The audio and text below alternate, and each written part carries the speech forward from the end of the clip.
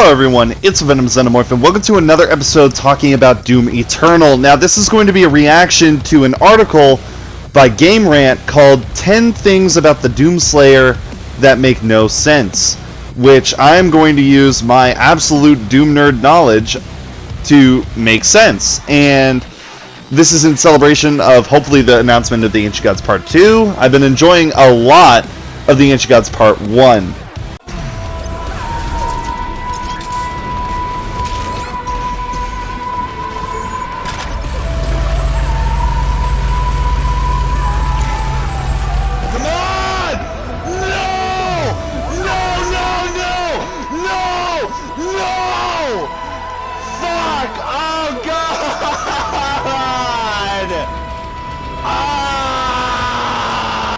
Yeah, as you guys can clearly tell, I'm having so much fun playing this DLC. It is insanely hard, okay? It's very difficult.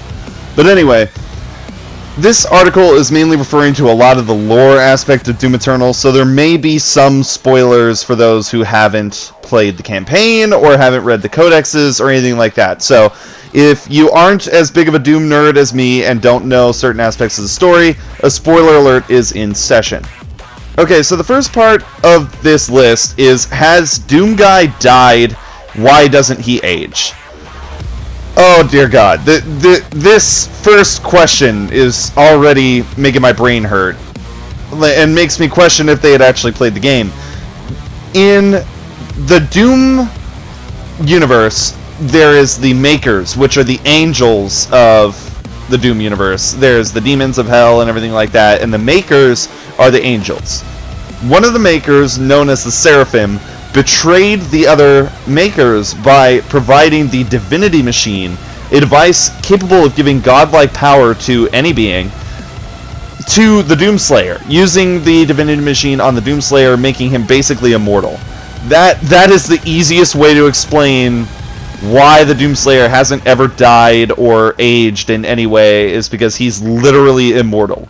And it's even mentioned by the Con Maker in the game that he was once immortal and isn't now. So it should be made very clear that the Doomslayer is not a mortal human being and hasn't been for quite some time now. The next thing on this list is, how can a man so deep in violence not get covered in scars? Once again, this can be easily answered by the Divinity Machine. Number 8 is, why does he look so different now? Well, there are creative differences, believe it or not, in game development, and I believe personally that the blonde version of the Doomslayer was a callback to Wolfenstein of the Blachowicz family, and that would mean that, like, the design of the Doomslayer now would be the more canon and obvious version of the Doomslayer that they were having in mind the entire time. But back when Doom first came out, he was definitely a blonde. I can see why this question's up.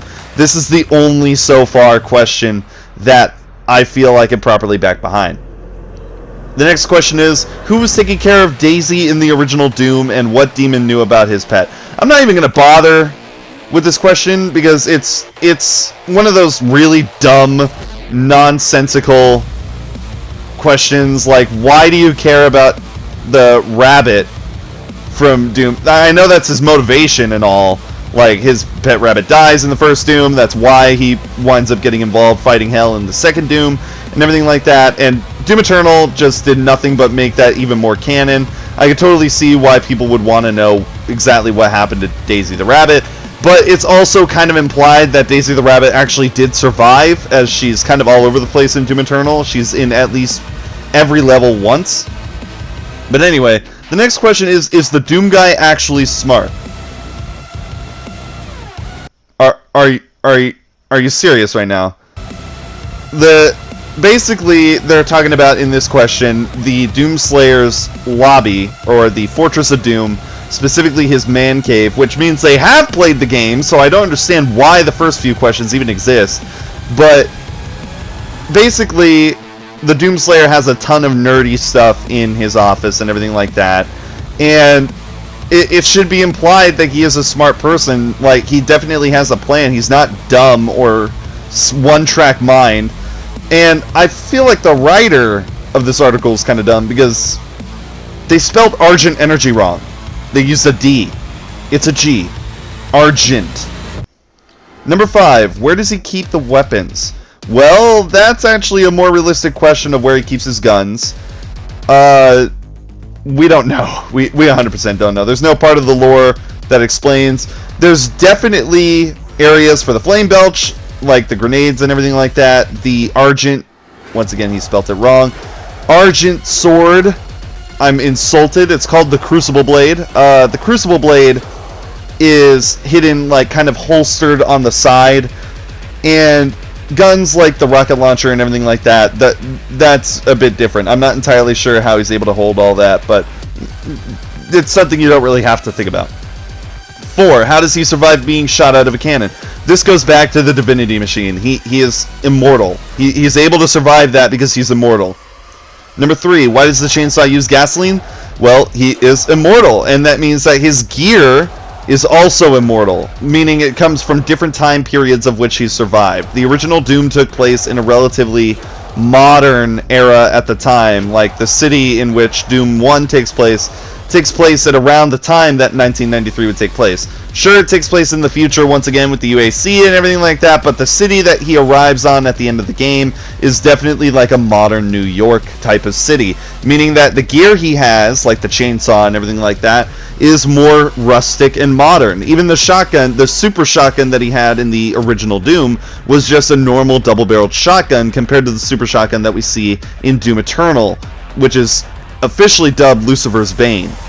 Number 2, why do the demons still even bother? Well, that is a bit more of a good question to ask, but that isn't a question about the Doomslayer, so I don't know why this is even in the article.